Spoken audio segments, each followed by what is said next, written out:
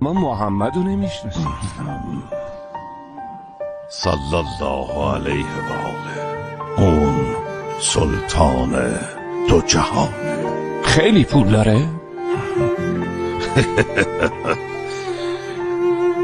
بعضی شبا گشنه میخوابید، به لباسش وصله میزد، شکم خودشو با چند تا خرما و شیر سیر میکرد. چرا بهش سلطان میگی؟ چیزی که نداشت، شکمش هم که نمیتونه سیر کنه. به خاطر فقر نبود، به خاطر بخشش بود. به خاطر بخشش. سلطنت واقعی در قلب انسان هست.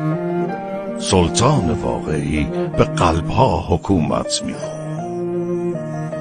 فتح واقعی هم باز کردن قفل قلب هاست.